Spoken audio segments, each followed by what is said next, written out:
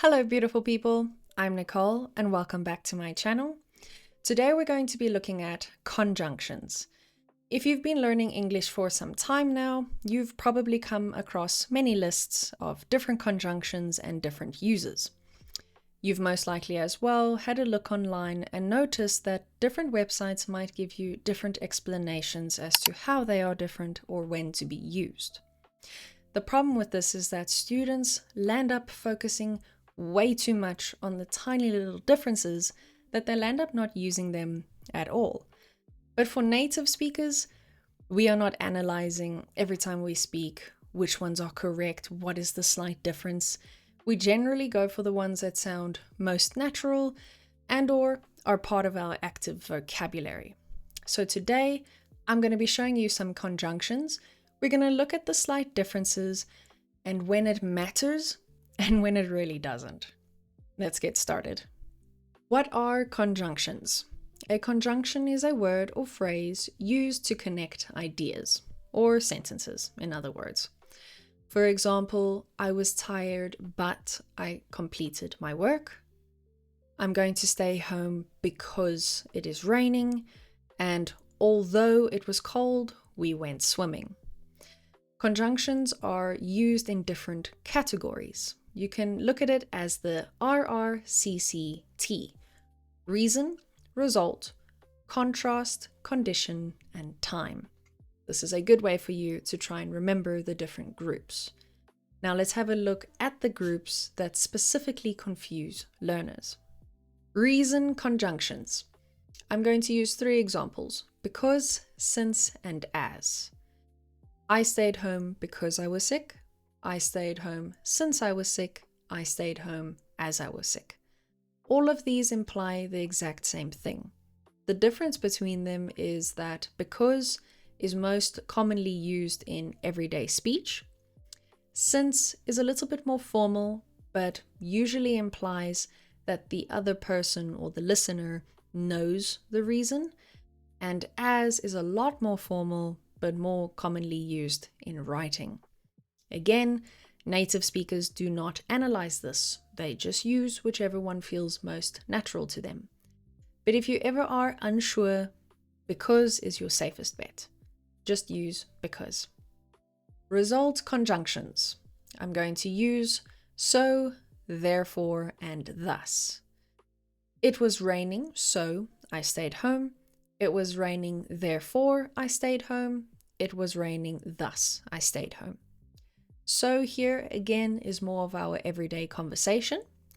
Therefore is a little bit more formal, but more commonly used in essays or emails. And thus is a lot more formal, and it's more commonly used for academic writing. Again, it's the same as the previous one. We do not, as native speaker, analyze this difference. And if you use, for example, thus in an everyday conversation, it can sound unusually formal.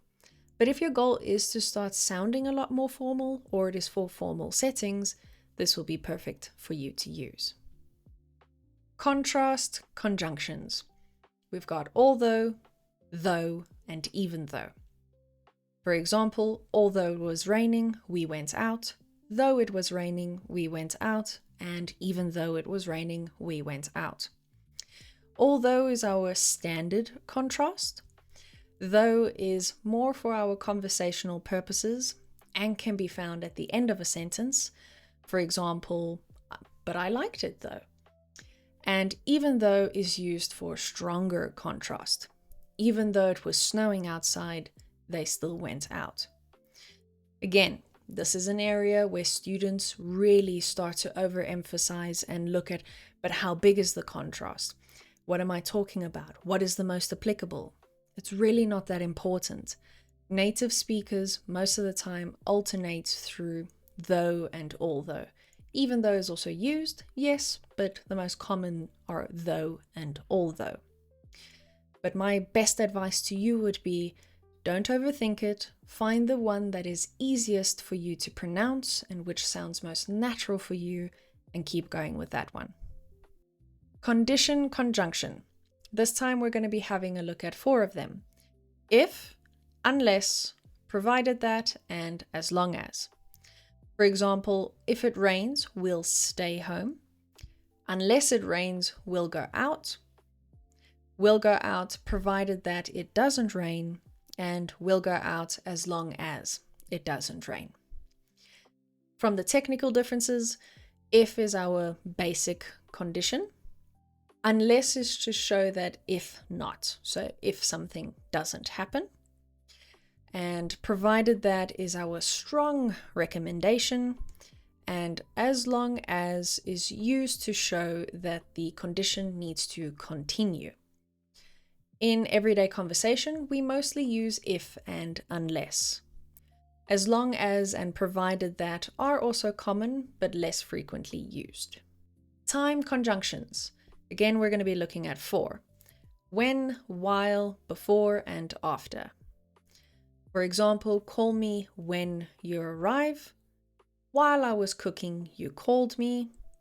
Call me before you go to bed. And you called me after we ate dinner. With these conjunctions, it's actually not conjunction specific, it is time specific. So you need to make sure what time are you talking about and what tense are you talking about. If the action happened before the previous action, you would use before. If the action is for after a specific action, you will use after. So this is a lot more time specific. Be conscious about what action, what happened first, what happens later, and what tense you are using, and this will help you with your time conjunctions. Same job, different structure. Many learners get stuck in the idea that words have different meanings because the sentence structure looks different. But if we look at this example, you'll see how this is most of the time not the case. Because I was tired, I went to bed early. I was tired, so I went to bed early. Both of these sentences are communicating the exact same thing. The only difference is because is introducing the reason and so is introducing the result. But at the end of the day, it means the same thing. You were tired, you went to bed early. The communication remains the same regardless of which conjunction we made use of. And this is where the major breakthrough happens for students, because you realize that you're not focusing on the meaning, you're focusing on your structure. Let's have a look at another example here. Because it was raining, we stayed inside. It was raining, so we stayed inside. Because she studied hard, she passed. She studied hard, so she passed. The meanings here are almost identical, but we're focusing on how the sentence structure changes rather than the meaning of the sentence. So, what you've been waiting for, what should learners actually focus on? Don't memorize dozens of tiny little grammar rules. I want you to learn the main meaning, the level of formality, the sentence structure, and most importantly, listen to native speakers. Native speakers choose words from habit, preference, and natural flow. This is what builds our active vocabulary, and you can do the same. So, what's the biggest lesson from today's video? Conjunctions have small differences in meaning, but native speakers do not stop and analyze this while speaking. Instead, we choose a word that feels most natural and fits the situation. So for you, you just need to focus on what is the main purpose of a conjunction, what sentence structure follows it, and then start using it. The more you practice using them, the more natural it will become. Be cool, not a fool. Subscribe for more English tips and hit that notification bell so you never miss a future video. And if you'd like one-on-one classes with me, you can scan the QR code on the screen or click the link down in the description. And I want you to add into the comment section, what about today helped you and made it seem a little bit more simple? And if you maybe have other ones that you're not understanding, and I can perhaps add it into a future video. But nonetheless, I hope you have a great one, and I'll see you in the next one.